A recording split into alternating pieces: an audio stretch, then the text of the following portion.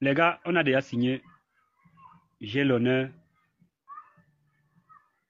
Mais je ne crois pas que c'est parce que... Je ne vois pas que parce qu'on a signé j'ai l'honneur que on va risquer nos vies. On paie nos vies chaque jour comme si... Donc la vie militaire maintenant au Cameroun, ça n'atteint même pas la vie d'un poulet. Oui. Vous voyez comme le poste qu'on a attaqué. Regarde comment les camarades sont boucanés. Comme si quelqu'un était en train de boucaner la viande. C'est terrible. Au Nozo, chaque jour, les frappes, les militaires se couchent. On prend quelles mesures? On ne dit pas qu'on tue tout le monde avant qu'on réussisse la guerre. Mais, comme au Nozo, on dit c'est la crise, c'est la crise, c'est la crise. Bon, vous-même, vous voyez que on met beaucoup de volonté. Mais, ce qui est vrai est que le genre de crise-là, on ne peut pas finir ça par les armes. La guerre ne peut pas finir ça. Les militaires ne peuvent pas finir ça. Ça veut dire quoi? Ça, c'est les trucs politiques. Très, très politiques. Il faut le dialogue. Nous, les militaires, on est quoi dedans? On est rien. On était quoi dedans? On était rien. Quand ça commençait, on était quoi? Est-ce qu'on savait? On connaissait. Mais aujourd'hui, ça devient comme si c'est notre problème. Ce qui se passe au Nozo, nous, les militaires, on n'est rien dedans. On combat avec les gens que on ne les connaît même pas. Mais seulement la parole qui peut sortir dans la bouche des gens, ça peut changer ce problème. Sans que nous, les militaires, on utilise les armes à un niveau. On perd nos vies comme on est en train de se perdre comme ça. Mais c'est devenu maintenant, c'est comme si c'est nous, les militaires, qui doivent maintenir la paix. Or, même si on dit qu'on a déployé combien de militaires là-bas au Nozo, je vous dis qu'on ne peut pas maintenir la paix. On ne peut pas. Ce n'est pas notre problème. On va tout faire.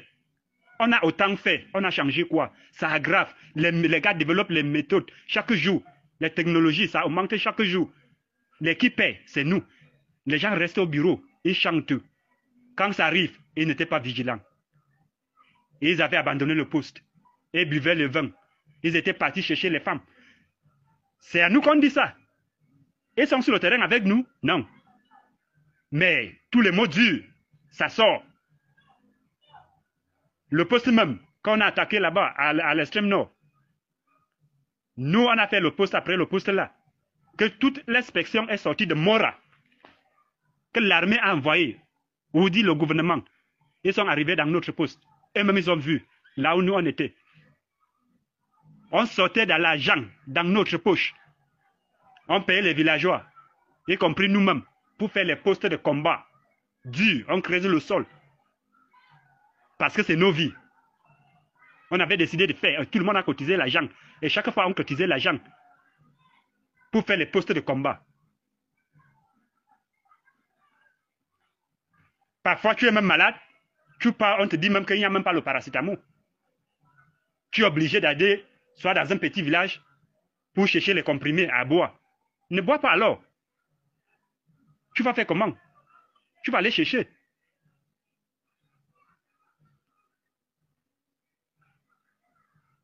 Les officiers qui nous disent que non, on n'a pas besoin de l'arme lourde parce qu'on nous a doté les armes et les 4x4 bois chargés. Donc même si Boko Haram arrive, on peut tenir Boko Haram. C'est ce qu'ils nous disaient le jour-là. Quand on a demandé l'arme lourde, dit que non, vous avez 4x4 bois chargés. Vous pouvez tenir Boko Haram. On est combien d'abord dans le poste? Un poste de combat, on n'a pas. Avec trop de menaces, je vous dis vrai, on a cotisé l'argent, on cotisait l'argent chaque fois pour faire les postes et pour renouveler les postes de combat dans nos poches. On a même demandé des postes de combat. Ils nous ont dit quoi? On va voir. Mais quand si c'est pour menacer les gens, si c'est pour envoyer les gens en prison, les gens sont forts. En tout cas, les enfants ne sont pas en brousse.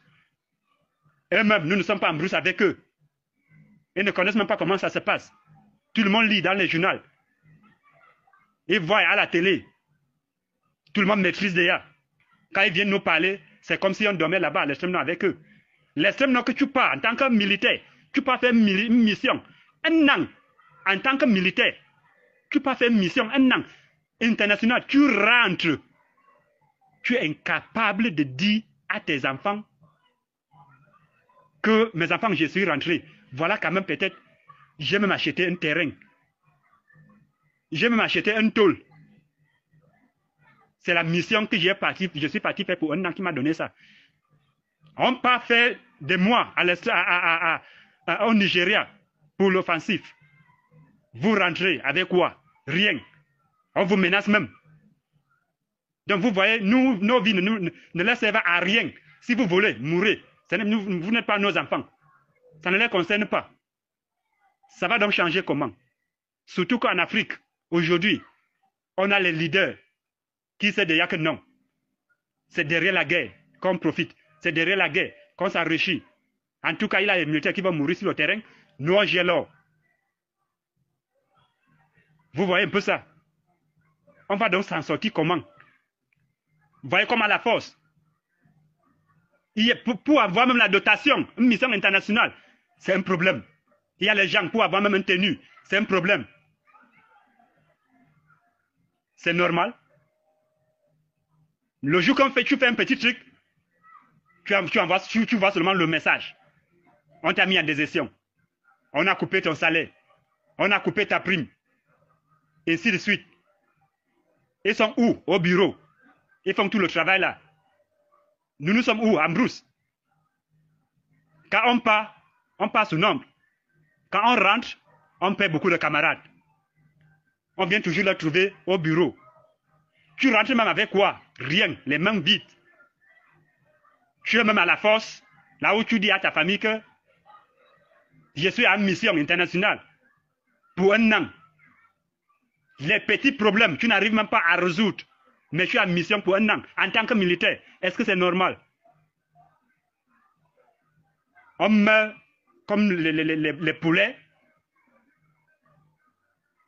C'est vraiment, c'est pas la grâce de Dieu que nous on vit. C'est pas la grâce de Dieu. Et on doit beaucoup prier. Quand il y a un petit truc, on a frappé un poste. Les gens n'étaient même pas là. Mais ils vont vous dire comment ils étaient en train de chercher les femmes. Il n'y avait personne au poste. Hein? Ils étaient partis boire le vin. Ils étaient en balade. Quelqu'un qui ne sait même pas au terrain, il vous rencontre ça. Vous voyez? On n'était pas vigilants. Les mots durs. Mais pourquoi ils ne posent pas les questions comme les enfants qui sont là-bas, au poste, pendant un an, leur morale c'est quoi? Leur morale c'est quoi? C'est quel genre de mission qu'un militaire peut faire pendant un an? Pendant un an, tu rentres plus pauvre quand tu étais même parti pendant un an. C'est la honte pour nous. C'est la honte pour nous. Mais on a déjà signé. Et comme on ne peut pas déposer notre pays, on va sauf que faire le travail, mais que tout le monde se protège. Tu ne te protèges pas, tu ne peux pas aussi protéger le camarade. Que Dieu nous protège aussi. Parce qu'on compte seulement sur Dieu. C'est le bon Dieu qui nous garde.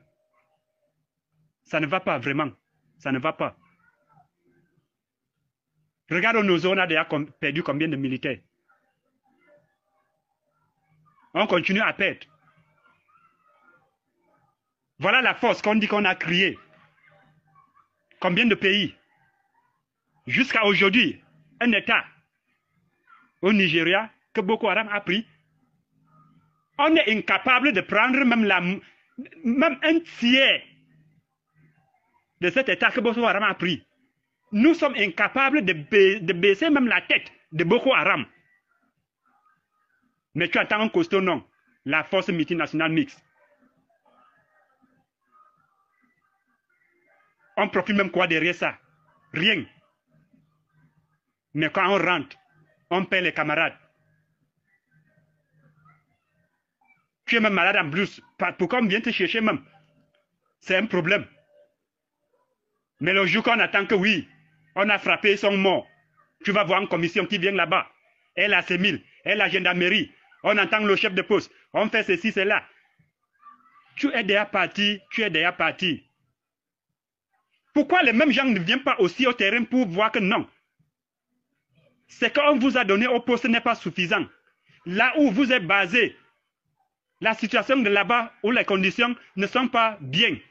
Mais c'est quand quelque chose arrive, tu vois les gens avec les vestes, les costauds galons. Oh, les questions. On entend la CEMIL, la gendarmerie, tout le monde vient t'entendre. Voilà ce que nous, voilà ce que nous avons subi. Les camarades sont là-bas à la moque. Chaque jour, on perd les hommes.